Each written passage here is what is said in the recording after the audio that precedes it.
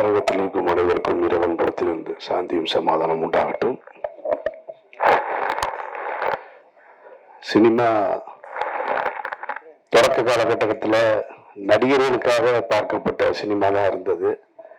தியாகராஜ பாகவதர், சின்னப்பா தேவர், அப்புறம் எம்ஜிஆர், சிவாஜின்னு. அதற்கு பின்னால் கொஞ்ச காலம் கழிச்சு இயக்குநர்களுக்காக ஒரு சினிமா, இந்த இயக்குனர் பேரை பார்த்தாலும் அந்த படம் நல்லா இருக்கும்ன்ற ஒரு நம்பிக்கையை ஏற்படுத்திக்கிட்டு இருந்தது. அது KS கோபாலகிருஷ்ணன் காலகட்டத்தில் வந்து அப்படி நிறைய படம், பாலச்சந்தர், பாரதிராஜா படம், அது ஹீரோ யாருன்னா கிடையாது, பாரதிராஜா படம், பாலச்சந்தர் படம். இந்த காலகட்டத்தில் தயாரிப்பு நிறுவனங்களும் சில முக்கியமான ஒரு பங்கெடுப்பு செஞ்சது.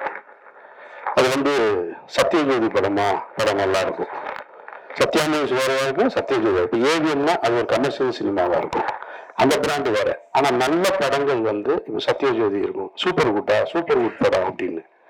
அதாவது ஆஸ்கார் மூவிஸ்னு ஒரு கம்பெனி இருந்தது, பாஸ்கர்னு ஒரு டைரக்டர். அவர் படங்கள் தீர்ப்புகள் திருத்தப்படலாம், தண்டிக்கப்பட்ட நியாயங்கள், பௌர்ணமி அலைகள், சூழல், இதெல்லாம் பண்ணியிருந்தார் அவர். அவர் வந்து ரஜினி சார் பைரவி படங்களை டைரக்ட் பண்ணார் அவர். அந்த கம்பெனியோட பேர் பார்த்தோன்னே படம் நல்லா இருக்குன்னு தோணும். அதற்கு பின்னால் இப்போ அந்த இடத்த நீலம் ப்ரொடக்ஷன்ஸ் பிடிச்சிருக்கு. முதல்ல வந்து நீலம் ப்ரொடக்ஷன்ஸ் பேர் வைக்கும் பொழுது சரி, எல்லாரும் அவங்கவுங்க சினிமாவுக்குள்ள வந்து தான் பிறந்த இடம், பிறந்த சமூகத்தை தூக்கி பிடிக்கிறதுக்காக வந்திருக்கிறாங்க. அந்த அடிப்படையில் ரஞ்சித்தும் நீலம்னு தூக்கி வச்சிட்டாரு அப்படிதான் தோணுச்சு. தோணுது இயக்க தானே. ஆனால் நீலம் ப்ரொடக்ஷன்ஸ்ல ஒவ்வொரு படைப்புகளையும் பார்க்கும் பொழுது ரஞ்சித் வந்து இந்த தலைமுறைக்கு அடுத்து வேற ஒன்று கற்றுக் கொடுக்கணும்னு விரும்புகிறாருன்றது. அவர் நினைச்சிருந்தா வெறும் பெயரை ரஞ்சித் ப்ரொடக்ஷன்ஸ் கூட வச்சிருக்கான். ஆனா நீலம்னு வச்சுட்டு அதுல இருக்கிற படைப்புகளை வரிசையா பார்க்கும் பொழுது நீலம் ப்ரொடக்ஷன்ஸ்ல வர எந்த படமும் சோட போகாத படமா இருக்கு, ஒரு மரியாதைக்குரிய படமா இருக்கு. அந்த வகையில தான் இந்த பேட்டில் டிராவல் அமைஞ்சிருக்கிறத நான் பார்க்கிறேன். நான் ரஞ்சித்துக்கு என்னுடைய வாழ்த்துக்கள். இதே நீலம் ப்ரொடக்ஷன்ஸ் இந்த நான் சாகுற வரைக்கும் இந்த பெருமையோடு இருக்கணும் அப்படின்றது என்னுடைய ஆசை. ஏன்னா உடல எல்லாம் செய்வாங்கன்னா இந்த மாதிரி பேனர்ஸ்லாம் வந்து கடைசி காலகட்டத்தில் ஒரு சிக்கல் வரும்போது கண்ட கருமத்தை எடுத்துருவாங்க, கொஞ்சம் மாறிடுவாங்க. அப்படி ஒரு சூழலுக்கு போயிடக்கூடாது.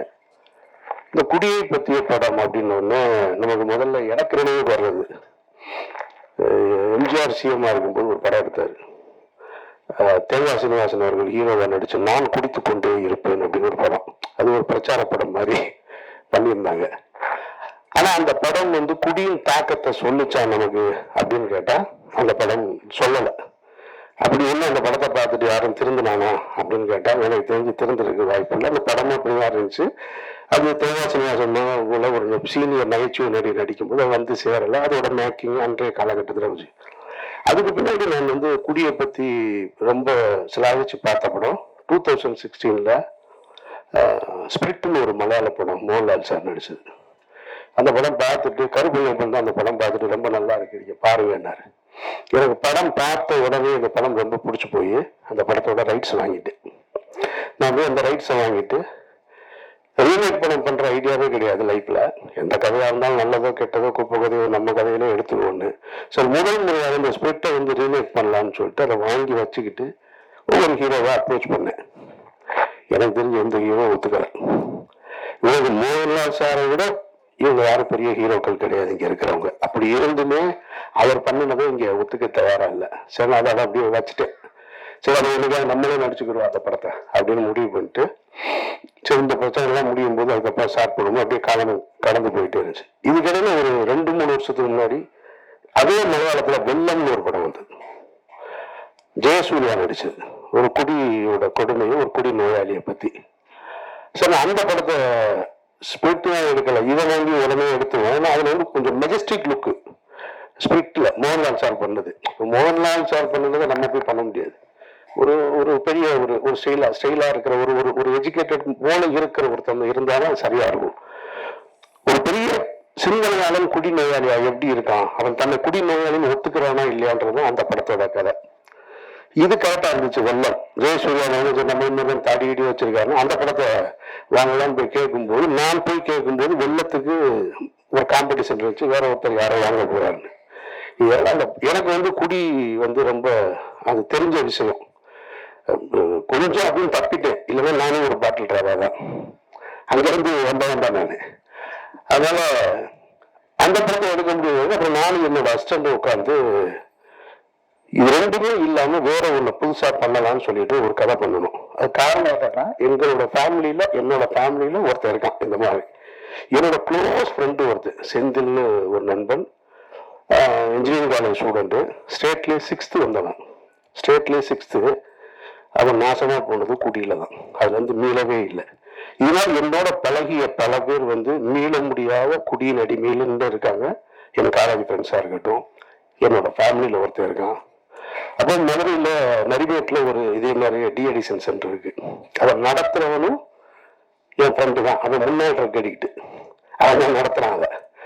அந்த இடத்துக்கு தெரியும். அங்கே வந்து என்னோட அந்த ரிலேட்டிவை கொண்டு போய் நான் சேர்த்துருக்கேன், அங்கே பார்த்துருக்கேன். அவன் சொல்றான் அவன் எப்படி இதை ஸ்டார்ட் பண்ண. எனக்கு முதல்ல தெரியாது. நான் கொண்டு போய் சேர்க்கும் போது அவன் வந்து அமீரோட ரிலேட்டிவ்னு கொண்டு போய் சேர்த்துட்டோம்.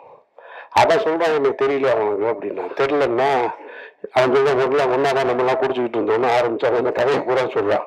என்னடா ரொம்ப மோசமா போயிட்டேன், அதுக்கப்புறம் தான் அதை ஆரம்பிச்சேன். அப்புறம் வந்து இங்கே சைதாப்பேட்டையில் அதே மாதிரி ஒரு டிஎடிஷன் சென்டர், அங்கேயும் நான் போயிருக்கேன் நான். அப்போ இதை வச்சு ஒரு கதை எழுதணும்னு எழுதி வச்சாச்சு. Beginning to end. நானும் என்னோட அசோசியேட் எழிலும் சேர்ந்து அன்னைக்கு ரஞ்சித் கூப்பிட்டு இந்த படம் காமிக்கிறாரு. பார்த்து முடிச்ச உடனே தெரிஞ்சு அதை எடுக்க முடியாது அப்படின்னு. ஏன்னா அவ்வளவு சிறப்பா எடுத்து முடிச்சிட்டாங்க பாட்டில் டிராவல். இனி போய் நம்ம அதை எடுத்தோம்னா வேறதான் எடுக்கணும். இனி போய் அதை எடுத்தோம்னா நான் வந்து தினகரனை பார்த்து எடுத்ததா தான் இருக்கும் அந்த படம். அப்படி அமைஞ்சிருக்கு அந்த படம். எப்படி வந்து பாக்ஸிங்ல வந்து இன்னொரு படம் எடுக்கலாமா அப்படின்னா சர்பட்டை தான் ஞாபகத்துக்கு வரும். ஒரு மென்டல் அசைல இனிமே திருப்பி எடுக்கணும்னா சேது தான் ஞாபகத்துக்கு வரும். ஒரு தமிழ் தேசியவாதி ஒரு தீவிரவாதியை காட்டுக்குள்ள கூட்டு போகணும்னா அது விடுதலை தான் ஞாபகத்துக்கு வரும். ஒருத்தர் ஓடி போய் சற்ற இனிமே இறக்கலாம்னா 2 தான் ஞாபகத்துக்கு வரும். அது போல டிஎடிஷன் சென்டர்னு தமிழ் சினிமாவில் ஒரு படம் வந்துச்சுன்னா அது இந்த படத்தை தான் வரும்.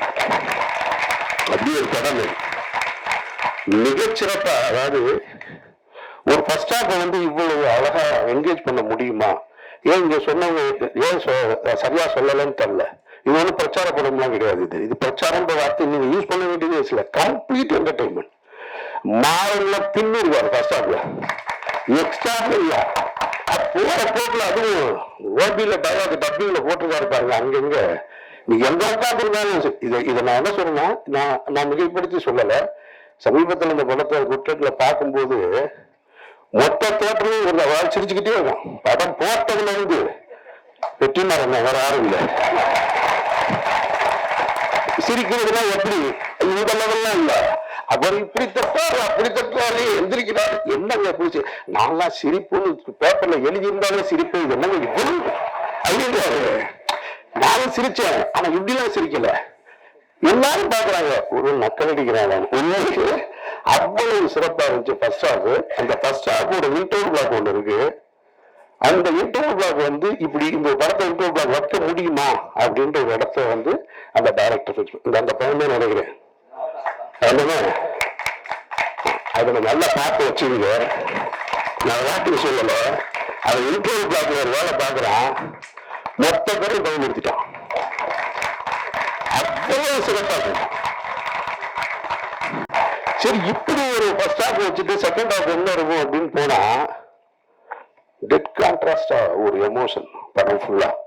நமக்கு ஒரு டவுட் வந்துச்சு, இப்படி ஒரு ஸ்கிரீன் எப்படி எழுத முடியும்? கம்ப்ளீட் என்டர்டைன்மெண்டா இருக்கு. படத்தோட பிகினிங்ல இருந்து இன்ட்ரோ வரைக்கும் ஒரு இடம் கூட உங்களை வந்து சும்மா இருக்கல. ஜான் விஜய் எல்லாம் வந்து அப்படி பிரமாதப்படுத்திட்டார். பிரமாதமா அந்த கேரக்டர். இந்த ட்ரெயிலர்ல ஒரு ஷாட் வந்துச்சு இல்லையா, அதான் அவரோட இன்ட்ரோடக்ஷன் ஷாட்டு. அவ்வளவு அழகா, அவ்வளவு மெச்சூர்டா. நான் சொன்னேன்ல மதுரையோட ஃப்ரெண்டுன்னு, அவன் கேரக்டர் தான் ஜான் விஜய் பண்ணியிருக்காரு. இந்த செகண்ட் ஹாஃப் என்னடான்னா அது வேற ஒரு ஏரியால இருக்கு. கம்ப்ளீட் எமோஷன்ல இருக்கு. நீங்க சொன்னாரு இல்லையா, அதை வந்து அவன் போயிடக்கூடாதுன்னு. அந்த காட்சி இன்னொரு தான். அதாவது புருஷன் எனக்கு காசு கொடுத்து அனுப்பிச்சிட்டு அந்த சஞ்சனா உட்காந்து சமைச்சுக்கிட்டு இருக்கிற ஒரு சீன் இருக்கு. அந்த சமைப்பாங்க, அந்த மீன் பொறிச்சிட்டு வச்சுட்டு பிள்ளைகளோட வந்துருவான் அப்படின்னு. இந்த வரலாறு போனது கூட 2 குடியானு சைக்கிள்ல போவான் பாருங்க. அப்படியே போயிட்டு நான் வந்துடுவேன். அதெல்லாம் நான் பார்த்துருக்கேன், நான் பார்த்துருக்கேன், வாழ்ந்துருக்கேன், எல்லாமே தெரியும். இந்த கேரக்டர் வந்து இப்போ குரு சோழ சுந்தரத்தை தவிர தமிழ் சினிமாவில் இந்த கேரக்டர் நடிக்கிறதுக்கு நடிகவே இல்லை.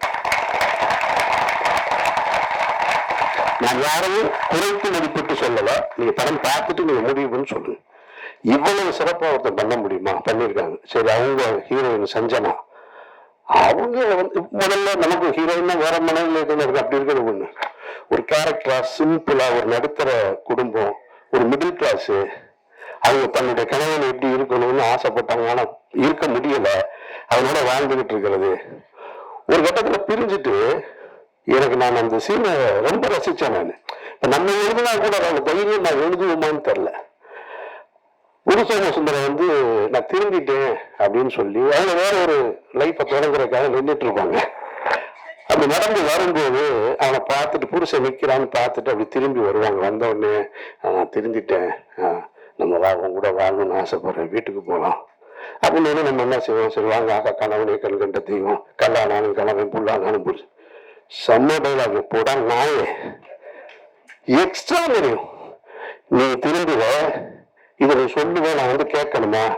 என் 10 வருஷ வாழ்க்கையை தொலைச்சிட்டேன்டான்னு ஒரு பொண்ணு சொல்ற அந்த இடம் இருக்குவேன். எவ்வளவு கனவுகளோட இது போல திருமணம் செஞ்சு வைக்கிறாங்க. ஏன்னா இந்த வார்த்தை நான் என் ஃப்ரெண்டோட ஒய்ஃப்கிட்ட கேட்டேன். நான் இன்னைக்கு அந்த பொண்ணுங்க 2 பேருமே காலேஜ் படிக்கிறாங்க, ஒருத்தர் துபாய் போயிட்டாங்க. கல்யாணம் ஆன நாள்ல இருந்து ஒருத்தன் போராடிருக்கான். ஒரு பொண்ணு போராடி போராடி போராடி அவனை மீட்டெடுக்கவே முடியல கடைசி வரைக்கும். எத்தனை டிஎடிஷன் சென்று கொண்டு போய் விட்டாலும் அங்கிருந்து ஒரு போன் போடுவான், அழுகுவான், நான் காலில் விழுகிறேன், என்னை மன்னிச்சிரு, நான் திருப்பி வந்துடுறேன்னா வந்து ஒரு 10 நாள் தான் திருப்பி சாப்பிடுவோம். அது அப்படியே போய் போய் அந்த மனைவியோட அந்த வார்த்தையை நான் வந்து அவங்க கிட்ட கேட்டேன். ரொம்ப சிறப்பா பண்ணியிருக்காங்க. அதுல அவங்க படம் பார்க்கலன்னு சொன்னாங்க. எண்டு படத்தோட எண்டு ஷாட் இருக்கு. செகண்ட் ஹாஃப்ல எமோஷன் தான். ஃபர்ஸ்ட் ஹாஃப் நீங்க பார்த்துட்டு அந்த மூடுக்கு பார்த்தீங்கன்னா செகண்ட் ஹாஃப் இருக்காது.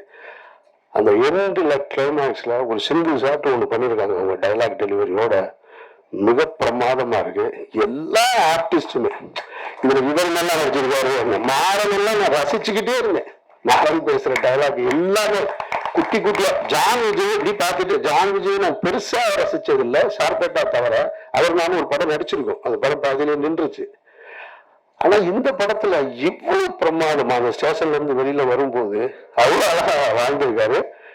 ஒரு நல்ல திரைப்படம் அது உருவாக்கும் போது தனக்கான ஆட்களை கலைஞர்களையும் சேர்த்துக்கிறோம், அதுல வந்து மாற்று கருத்தே இல்லை. அதுபோல அப்படி சேர்த்துக்கிட்ட ஒரு நல்ல திரைப்படம் தனக்கான வெற்றியையும் சேர்த்துக்கிறோம். அதுக்கு யாரும் போய் சப்போர்ட் பண்ணணுன்ற அவசியம் இல்லை. பாட்டில் ராதா அப்படி ஒரு வெற்றியை சேர்க்கும்ன்றது நான் உறுதியா சொல்றேன். மற்றபடி சான்றோடன் பேசும்போது கைதட்டுங்க அப்படின்னாரு. உங்க பேச்சுக்கு ஏன் கைதட்ட தவறல்ல, உங்க பாட்டுக்கு தான் கைதட்டினவங்க எல்லாரும். அப்புறம் என்ன இல்ல, அதுதான் இங்க கேட்காமலே வந்துருச்சு உங்களுக்கானது. அதனால எல்லாரும் மிகச்சரியா பண்ணிருக்க. இந்த படம் பார்க்கும்போது ஒரு குடி ஒரு நோய் அப்படின்றத ஒருத்தர் உணரணும். இன்னைக்கு அந்த நோய்னு உணராம பல பேர். இதை சீனிவாமசாமி என்கிட்ட ஒரு முறை சொல்லியிருக்காரு. சார் அது ஒரு நோய் சார், அது குடி ஒரு நோய். அது நோய்னு எதை உணர்றானோ அவன் தான் சார் அதுல இருந்து வெளியில வர முடியும். நான் ஒரு முறை ஒரு ஆட்டோல போகும்போது ஒரு ஆட்டோ டிரைவர் இதை என்கிட்ட சொன்னான்.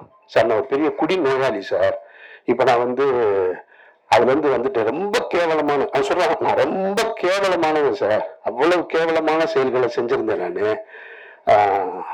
அப்புறம் நான் கொஞ்சம் கொஞ்சமா போய் இந்த கிளாஸுக்கு பேர் என்ன, ஏஏவா, ஏஏ, அந்த ஏஏ கிளாஸுக்கு போய் அதை சொன்னாங்க. இப்ப நான் வந்து கிளாஸ் எடுக்கிறேன் சார். நான் போய் அந்த மானக்கேடான விஷயத்துல இருந்து ஒரு மனுஷன் எவ்வளவு அவமானப்பட முடியுமோ அந்த அவமானத்துல இருந்து மீண்டிருக்கேன்னு சொன்னா, அதுபோல இந்த படம் பார்க்கிறவங்க மீளணும் அப்படின்ற ஒரு நம்பிக்கை இருக்கு. அதுக்கான படமா பாட்டில் ராதா அமைஞ்சிருக்கான்னா நான் மிகைப்படுத்தி சொல்லல, படம் சத்தியமா அமைஞ்சிருக்கு. வாழ்த்துக்கள் ரஞ்சித் குழுவினருக்கு, இயக்குனருக்கு என்னுடைய நெஞ்சார்ந்த வாழ்த்துக்கள். நன்றி.